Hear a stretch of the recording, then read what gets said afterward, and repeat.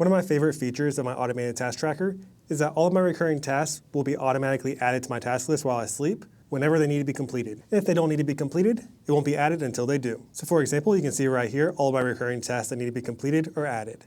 But what about the ones that are recurring, but they're kind of a random cadence? So in this video, we're gonna make it where whenever a new hire starts, all I have to do is click this button that says new hire. And when I do that, every single one of my new hire related tasks are going to be added to the bottom of my task list. And then since I made it very friendly to customize, I can select all these tasks. And then instead of 4, I'm gonna put find and replace. 4, and then we'll say I'm the one that's starting, so for Olin. Replace all and hit done.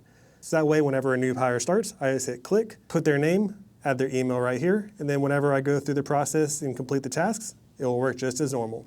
One of the situations that this occurs from my specific position as a revenue operations director is that we have new hires that come on and I need to create users for the tools that we use. So the example I'm going to use is new hire, and you can obviously change this to whatever makes sense for your position. So we're going to put that under frequency. Since we put that under frequency, it's now in this dropdown. So I'm going to go ahead and select that. It's kind of a one-off cadence, so I'm going to put unplanned. Unless you know about it, then you can put planned. We'll put not started. We'll put whatever priority it is. We'll say top.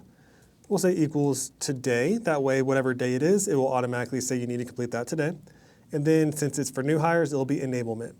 Now I'm just going to set up a few tasks, and I'll show you a little trick that I use to make things a little bit simple. So I'm going to say create tool 1 user for, and I'm going to leave it at that. All right, and I just added a couple more. So we have create tool 1 user for, create tool 2 user for, create tool 3 user for, and create 4 user for. Now, we're going to go to sheetsbyolin.com, go to automation codes, and then we want to go down to the one that says upgraded automated task tracker, one-time recurring tasks. So we'll click into that, and then we're going to click copy raw file. We'll go back to our spreadsheet and go to extensions, app script. And if this doesn't pop up and it says there's an error, make sure you're not signed into multiple Google accounts. If you are, sign out of those, sign into only the one that you want to use for this project, and it should work.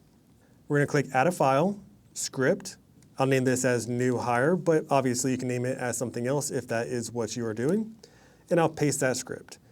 Now, 2 things to know. 1, right now we have the trigger as new hire, but if you were to have deactivated or event or whatever the case is, change the trigger right here to match exactly what you have right here.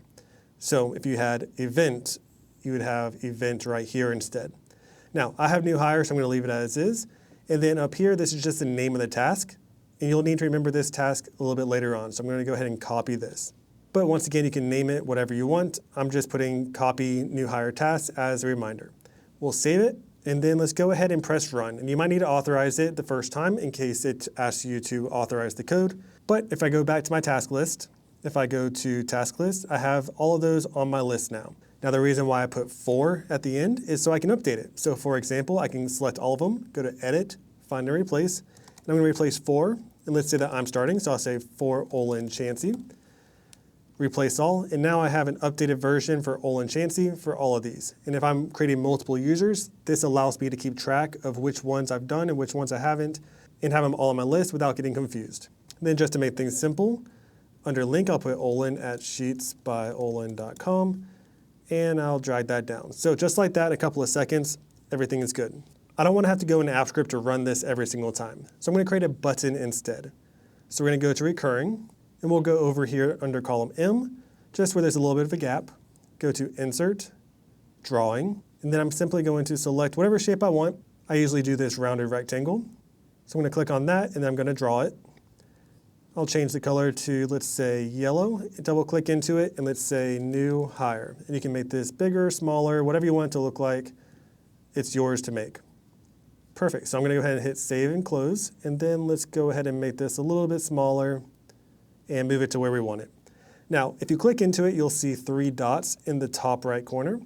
Let's go ahead and click Assign Script. And then that's where that comes into play where we just copied. So if you don't have this, you can go ahead and exit out of that.